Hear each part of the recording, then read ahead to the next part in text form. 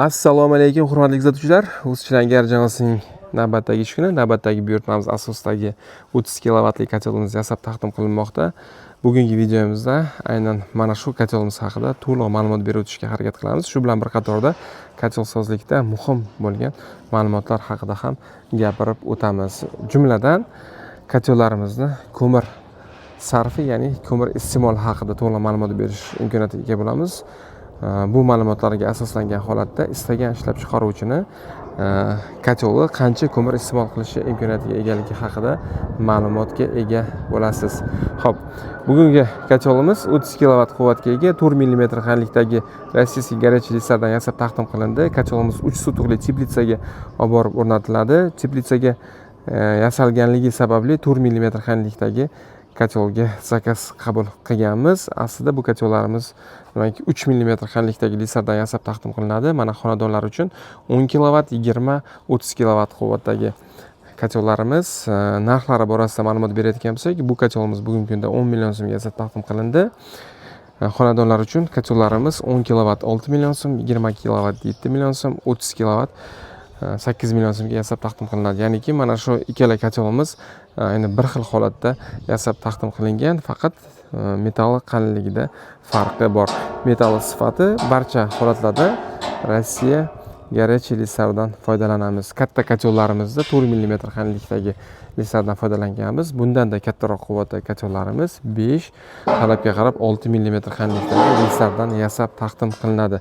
Kotelimiz taqribiy o'lchamlari bilan tanishib o'tadigan bo'lsak, kotelimiz balandligi taqriban 80 cm ni tashkil qiladi, eniga 35 cm, uzunasiga 90 cm ni tashkil qiladi. Kotelimiz ko'mirxona sig'imi 50 kg ko'mir qabul qilish imkoniyatiga ega bo'ladi. 50 kg ko'mirimiz, ya'ni 50 kg ko'mirimiz ko'mir kaloriyasiga bog'liq holatda 12 soatdan, demak 18 soatgacha yonib berish imkoniyatiga ega bo'ladi. Ayni holatda teplitsaga borib o'rnatilayotgan sharoitda bu kotelimiz 12 soat ishlab berish imkoniyatiga ega holatda taqdim qilinmoqda. Kotelimizni ko'mirxona holati bo'yicha ma'lumot berayotgan bo'lsak, ayni shaklda ko'mirxona tashkil qilingan. Taqribiy o'lchamlari 30 cm, 40 cm, kotel balandligi aynan mana shu qismigacha 50 cm ni tashkil qiladi. Pastda ko'rib turganimiz turbalarimiz 20 mm diametrdagi turbalar, 4 mm qalinlik, vazinoy klassik vazifasini bajaradi. Xo'p, kotellarimizda quyidagi ko'rinishda 4 ta eshik hosil qilingan. Asosiy ko'mirxona eshigi, kulxona eshigi, teplobmenniklarimizni tozalash uchun maxsus eshik, pastda revizionniy eshik hisoblanadi. Bu kotelimizda teplobmenniklarimiz tik holatda, vertikal holatda qo'yilgan. Kotel ichida 3 metr kvadrat yuza hosil qilgan teplobmennik yasab qo'yilgan. Bu jahon standartlari asosida to'laqonli kotelimiz 30 kilovat quvvatga ega degani. Ushbu kotellarimiz amaliyotda 4 sutqacha bo'lgan teplitsalarni qizdirish imkoniyatiga ega holatda yasab taqdim qilingan. Ya'ni bugungi kunda 4 sutqacha bo'lgan teplitsalarda o'z faoliyatini olib boryapti. Xo'p, endi asosiy ma'lumotga o'tadigan bo'lsak, aytib o'tganimdek, kotellarni yasalishda, kotelsozlikda ikkita muhim tushuncha bor. Demak, bu kotelni ko'mir xonasi, ya'ni ko'mirxona sig'imi va kotelda hosil qilingan issiqlik qabul qiluvchi yuzasi holati bo'yicha kotellarning quvvati taqdim qilinadi. Bizning holatimizda barcha kotellarimizda jahon standartlari asosida, demak, reglamentlarga rioya qilgan holatda kotellarimizni yasab taqdim qilamiz. Hattoki gazoviy kotellarimizda ham kerakli quvvat berishligi uchun kerakli darajadagi ichkarida issiq qabul qiluvchi yuza hosil qilinadi. Aynan bu kotelimizda aytib o'tganimdek 30 kilovat bo'lgani hisobiga, ya'ni standart asosida 1 metr kvadrat yuza, ichkarida hosil qilingan 1 metr kvadrat yuza 10 kilovat quvvat beradi. Aynan kotelimizda 3 metr kvadrat yuza hosil qilingan bu kotelimiz to'laqonli 30 kilovat quvvatga ega holatda yasab taqdim qilinmoqda. Ko'mirxona sig'imi aytib o'tganimdek 50 kg ni hosil qiladi. Xo'p, endi kotellarimizni ko'mir iste'mol haqida ma'lumot berayotgan bo'lsak, bu nafaqat bizning kotellarimiz, balki barcha kotellarda ushbu berayotgan ma'lumotimiz asosida ko'mir iste'moli haqida ma'lumotga ega bo'lishingiz mumkin. O'zbekiston iqlimida, O'zbekiston sharoitida ya'ni kim 3 xil holatdagi ko'mir ishlatiladi. Angren ko'miri, qozoq ko'miri, qirg'iz ko'miri ishlatiladi. Berilgan ma'lumotlarga asosan Angren ko'mirimiz minimum 3 kilovatdan 1 kilo ko'mir 1 soat yonganda 3 kilovatdan 6 kilovatgacha energiya berish imkoniyatiga ega bo'ladi, quvvat berish imkoniyatiga ega bo'ladi.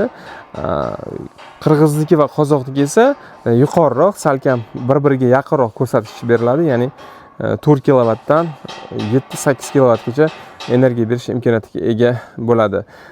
Xo'p, bundan kelib chiqqan xulosamiz shu bo'ladiki, ushbu kotelimizda 50 kilogramm ko'mir sig'im bo'ladigan bo'lsa, maksimum ko'rsatkich bo'yicha aytayapmiz 6 kilovat. Ko'mirga nisbatan aniq bir gap gapirish qiyinroq bo'ladi, sababi qazilma boyligi har sezonda har xil kaloriyaga ega bo'lgan ko'mir iste'molingizga kelib qolishi mumkin. Shu bois taqriban hisob kitoblarga asoslangan holatda ma'lumot beriladi. Bizni holatimizda hozir Angrenni eng maksimum o'lcham bo'yicha, ya'ni 1 kilo ko'mir 6 kilovat quvvat berishi holati bo'yicha ma'lumot beryapmiz. Vaholanki bu kotellarimiz Angren ko'mirida yonmaydi, balki yonadi-yu, Angren ko'mir emas, teplitsachilarimiz asosan qozoqni va qirg'izni ko'mirdan foydalanishadi. Biz Angren ko'miri misolida sizga misol keltiryapmiz. 6 kilovat 1 kilo ko'mirimiz 6 kilovat quvvat beradigan bo'lsa, 1 soatda 30 kilovat ko'mir yoqish uchun 5 kilogramm ko'mir yoqishimiz kerak bo'ladi. Agar shu tushuncha asosida hisoblaydigan bo'lsak, ya'ni 50 kilo ko'mirimiz 10 soat yonadi degani.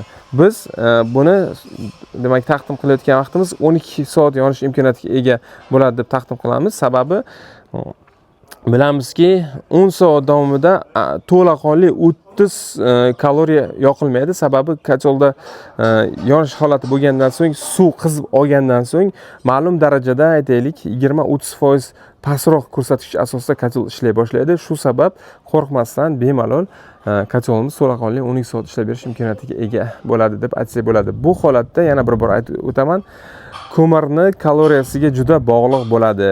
Shu hisob kitob asosida siz ham istagan kotelni ko'mirxona sig'imini bilgan holatda qancha yonishi imkoniyatiga egaligi haqida o'zingiz mustaqil ravishda hisob kitob qilib olish imkoniyatiga ega bo'lasizlar. Hurmatli kuzatuvchilar, O'zchilangar jamoasi bilan har xil turdagi, har xil quvvatdagi isitish qozonlarini yasab berish imkoniyatiga ega bo'lamiz. Manzilimiz Qashqadaryo va Qarshi shahrida o'z faoliyatimizni olib boramiz. Kichkina kotellarimizga dastlabki xizmatini ham qilib berish imkoniyatiga ega bo'lamiz. Katta kotellarimizni, ya'ni teplitsa kotellarimizga kelishilgan holatda demak dastlabki xizmatini ham yo'lga qo'yish imkoniyatiga ega bo'lamiz. Sog' bo'ling, salomat bo'ling. Keyingi videolarda uchrashguncha omon bo'ling.